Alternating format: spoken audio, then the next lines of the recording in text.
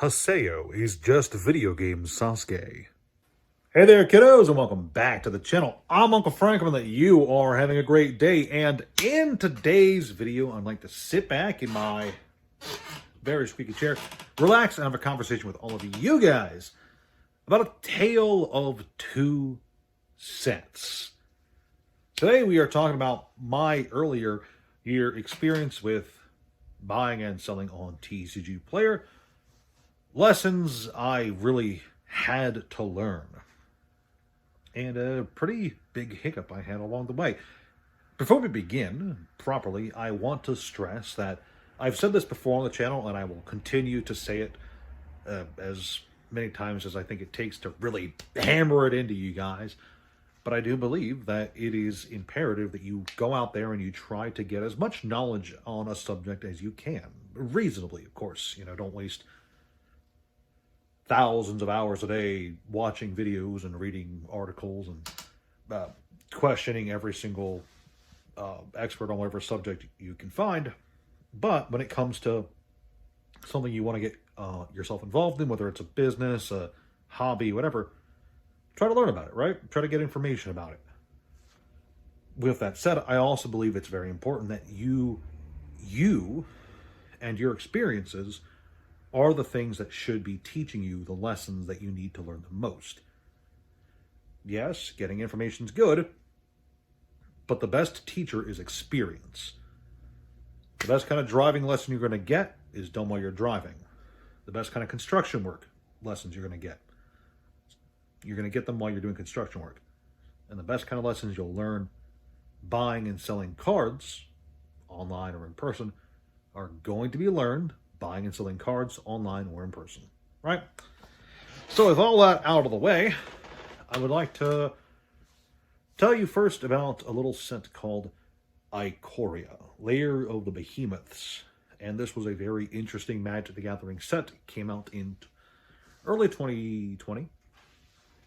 And I had bought, I think, a case and a half of Ikoria at the time of its release, just for my own personal buying and selling. You see, by this point, on my TCG Player journey, my plan at the time was to buy boxes, buy sealed product, crack sealed product, and then all the sales that I made through the singles I had listed online would go towards the next sealed product.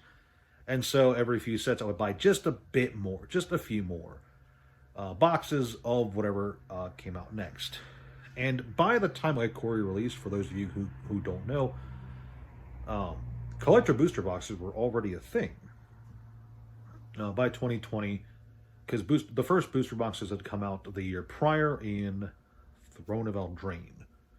So Ikoria was well into the collector booster box era, and I was aware of collector boosters, but at the time I thought they were kind of risky. I wasn't really interested in them. I didn't think they were worth the price tag. I had bought some from Throne of Eldraine, certainly, but I bought like two or three, I think just two, actually, and I didn't really think that they were all that impressive or worth the price tag. But by the time Ikoria came around, things were looking good for me. Like, every set, it seemed, I was buying just an extra box or two than the one before. Things were looking really good. I was making, not great profits, but good profits. And things are just overall looking pretty good. Fast forward about a year or 2 years, actually, and this process had continued. There had been some stumbling blocks. I'd spent money on things that I shouldn't have spent money on. I'd made some purchases that I will probably end up talking about in another video at some point. But 2022 comes around, and another set looms its ugly head over the horizon, and it is Streets of New Capenna. And boy howdy.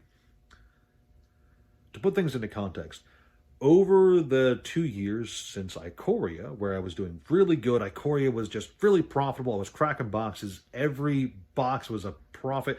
There had been some rocky sets along the way, but there was always profit to be made. And the plan I had really put into action with Ikoria had carried me 2 years up to this point. where I was buying an extra box or so every release. But New Capenna was where I decided I was going to be the big man on campus and finally move into collector booster boxes. With Ikoria, I didn't think it was worth it. I didn't think they were worth the risk. I didn't like the price tag they were at. And just, I was seeing so much profit with the regular draft boxes anyway that I didn't think it was necessary. But by the time New Capenna came along, I had just a bit more capital than the 2 years prior. I was doing pretty well, all things considered. And I decided that I was going to put all my eggs in one basket with New Capenna, and I was going to buy a bunch of New Capenna collector boosters. Having not bought any collector boosters up until that point since Throne of Eldraine. And having had no experience in cracking them and seeing what kind of value you could derive from the collector boosters up to this point. Now, for those of you who don't know anything about Streets of New Capenna, it was a bad set at release. Even if I had not purchased collector booster boxes for the set, I don't think I would have made impressive profits or returns. But because I did buy collector booster boxes, I was as close to being wiped out completely as I think I had ever been, either in TCG Player or just in general. Because I had lost basically everything I had gained in the 2 years since Ikoria to that point. I did not make a very impressive level of sales for Streets of New Capenna. And this was before I had put in a price floor on TCG Player. So I was, at this time, my mentality, this is another mistake I learned at this point, was you should have a price floor. I did not learn that lesson yet. I did not need to learn that lesson yet. I was fine selling cards for a penny or 2 pennies or whatever because I was an idiot. Hard lesson learned, don't do that. Harder lesson learned, do not put all your eggs in one basket, because New Capenna absolutely demolished me. I forget how many collector booster boxes I bought of New Capenna, but I do remember that I did not recoup even, I don't even think 12% of what I put into that set for like a 6-month period. I was freaking out. I thought I had completely washed myself out. And even today, it's been, 3 years after that set's released now? Even today, I definitely think I'm still suffering now because of the decision to put all of my cash right into New Capenna when it came out. Because, dang, did that set sell like hot turd. And yes, some of it's definitely my fault. Again, at this point, I did not have a price floor for my listings on TCG Player. So if a card was worth a penny, I was selling it for a penny. And newsflash, for those of you out there, a lot of cards from New Capenna were worth a penny. Not a lot of them were worth a lot of money. And because I had parked, I did not keep a lot of cash for myself at the time. I did not keep a lot of money for myself besides what I knew I needed for bills that were coming up. Basically everything I had at the time went into New Capenna. And boy, was that a bad choice. I was like freaking out. I was like, oh man, I'm completely washed. How am I going to recover from this? What am I going to do? I'm going to have to get another job or something because clearly this isn't working out. I made one big mistake and it's almost completely ruined me, right? Well, fast forward to today and things are clearly going better. I have clearly not completely flunked out of buying and selling online because look behind me, right? Everything's going better now, but I learned a very hard lesson when it came to New Capenna. A lesson that I don't think I would have learned if I had just looked online for advice elsewhere. I learned that price floors are a good thing. Sure, you might get less sales, but those sales are going to be better. And just because something has even worked for a long time. Because remember, New Capenna to Ikoria to New Capenna, that's a 2-year period. This plan of buying boxes, cracking boxes, ripping them, selling them, buying more the next set, That was working up until a point.